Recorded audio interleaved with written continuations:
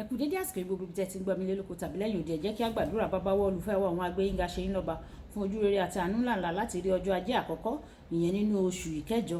Gbogbo èèyàn àti ọlá ní forúkọ yín fún àánú ńláńlá tí kò ṣe é fowó rà àti oore ọ̀fẹ́ tí kò wọ́pọ̀ yìí. Ọlọ́run, ọ̀rọ̀ tí a ó gbéyẹ̀wò lé ní ẹ jẹ́ kó ṣe ayé ọkàn àti ara wa ní rere, ká jẹ́ olùgbọ́ àti olùṣe ọ̀rọ̀ náà, nítorí tí a gbàdúrà ní orúkọ Jésù Kristi Olúwa wa, àmín. Ìwé ọ̀run ṣíṣí tí a tẹ ọwọ́ olùṣọ́ àgùntàn yín náà kọ Adéjàre Adébóyè kọ ní ọjọ́ ajé ọjọ́ kẹrin oṣù ìkẹjọ. Àkòrí tí a ó gbéyẹ̀wò sọ wípé ìlera àkúnwọ́sílẹ̀. Ìlera àkúnwọ́sílẹ̀. Àmú àkọ́sórí wa nínú ìwé Jòhánù kẹta orí ìkejì. Jòhánù kẹta orí ìkejì. Olùfẹ́, èmi gbàdúrà pé nínú ohun gbogbo kí o lè máa dára fún ọ, kí o sì máa wà ní ìlera, àní bí ó ti dára fún ọkàn rẹ. Nígbà tí a mú Bíbélì kíkà wa nínú ìwé Ìṣe àwọn Àpọ́stélì orí ìkarùn ẹsẹ̀ ìkẹrìnlá dé ìkẹrìndínlógún. Ìwé Ìṣe àwọn Àpọ́stélì orí ìkarùn ẹsẹ̀ ìkẹrìnlá dé ìkẹrìndínlógún. A sì yan àwọn tí ó gba Ọlọ́run gbọ́ kún wọn sí i, àti ọkùnrin àti obìnrin, tó bẹ́ẹ̀ tí wọ́n ń gbé àwọn abirùn jáde sí ìgboro, tí wọ́n tẹ́ wọn sí orí àkéte àti ohun ibi ìgbọ̀rọ̀kún, pé bí Pétérù bá ń ré kọjá, kí òjìji rẹ̀ tilẹ̀ lè ṣíji bo òmíràn nínú wọn. Ọ̀pọ̀ ènìyàn sì kó ara wọn jọ láti àwọn ìlú tí ó yí Jerúsálẹ́mù ká. Wọ́n mú àwọn abirùn wá àti àwọn tí ara kan fún ẹ̀mí àìmọ́, a sì ṣe dídá ara olúkúlùkù wọn.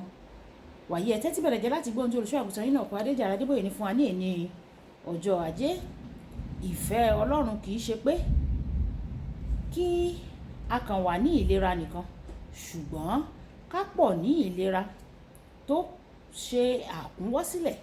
A lè ní ìlera tó bẹ́ẹ̀ gẹ́ tó jẹ́ pé àwọn tó ṣàìsàn tí wọ́n bá fi ọwọ́ kàn ọ́, wọ́n máa gba ìwòsàn.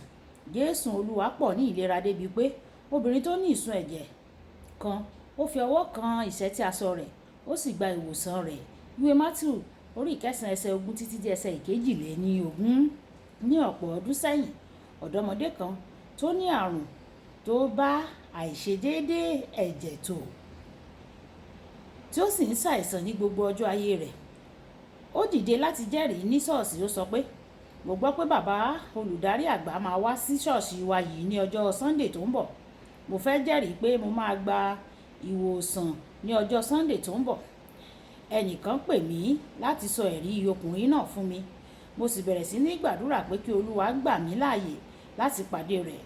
Bí Olúwa ti ṣe ètò rẹ̀, ọmọkùnrin náà dúró ní ìta bí mo ṣe débẹ̀, tí mo sì jáde nínú mọ́tò mi. Kò jọ ọ̀dọ́mọkùnrin rárá, ó kéré níwọ̀n. Ó wá sọ fún mi pé, bàbá, mo ti ń ṣàìsàn ní gbogbo ìgbà ayé mi, ṣùgbọ́n ó dá mi lójú pé ìgbà tí ẹ wá sí ṣọ́ọ̀ṣì wa lónìí, mo máa gba ìwòsàn mi lónìí. Mo sì sọ pé yóò rí bẹ́ẹ̀ gẹ́gẹ́ bí ìgbàgbọ́ rẹ. Mo gba lẹ́tà rẹ̀ lẹ́yìn ọ̀pọ̀ oṣù.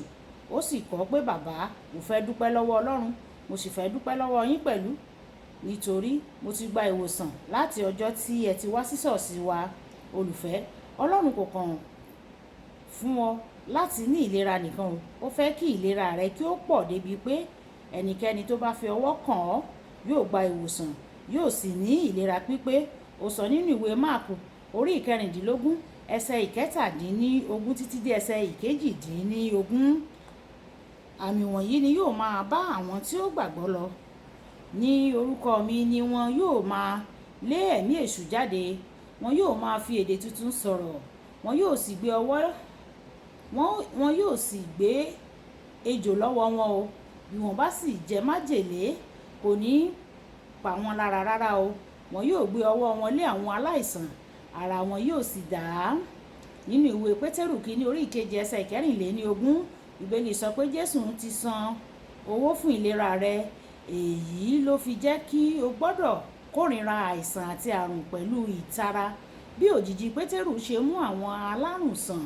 Ìwé Ìṣe àwọn Àpọ́stélì orí ìkarùn ẹsẹ̀ ìkarùndógún. Àti bí àwọn aṣọ ọwọ́ tí a mú láti ara Pọ́ọ̀lù ṣe lé àrùn kúrò lára àwọn ènìyàn. Ìwé Ìṣe àwọn Àpọ́stélì orí ìkọkàndínlógún ẹsẹ̀ ìkejìlá. Ọlọ́run fẹ́ kí ìlera rẹ pọ̀ tó bẹ́ẹ̀ kí o di orísun ìwòsàn àti ìlera fún àwọn mìíràn. mo gbàdúrà pé wàá ní ìlera pípé ní orúkọ Jésù ní gbogbo ọjọ́ ayé rẹ, àti pé ìfàmì òróró yàn ìwòsàn yóò máa sàn láti ọ̀dọ̀ rẹ sí ọ̀dọ̀ àwọn ẹlòmíràn ní orúkọ Jésù. Àmín. Kókó àdúrà: bàbá jọ̀wọ́ jẹ́ kí n kún ẹkún mi pẹ̀lú ìlera àkúnwọ́sílẹ̀ débi pé n kò ní ṣàìsàn mọ́ láéláé, àti pé àwọn tó bá ṣàìsàn yóò máa gba ìwòsàn nípasẹ̀ mi ní orúkọ Jésù. Ẹ̀já sọ pé bàbá mi ẹkún mi ní agbára àti àṣẹ ìwòsàn àkúnwọ́sílẹ̀ tí ó jẹ́ wípé èmi gan yóò tún máa wo àwọn ènìyàn sàn. Ẹni tí ó bá fara kàn mí àbí ẹni tí ó bá fọwọ́ kàn mí yóò gba ìwòsàn rẹ̀ ní orúkọ Jésù. Ọlọ́run yóò ṣe bẹ́ẹ̀ fún wa ní orúkọ Jésù. Olúwabùkọ́lá Ayako ní orúkọ mi o. Ẹ máa bá mi like, ẹ máa share, ẹ máa comment nípa ẹ̀ káwọn èèyàn kan lè jẹ àǹfààní ọ̀run ṣíṣí Yorùbá. Ó dàbọ̀.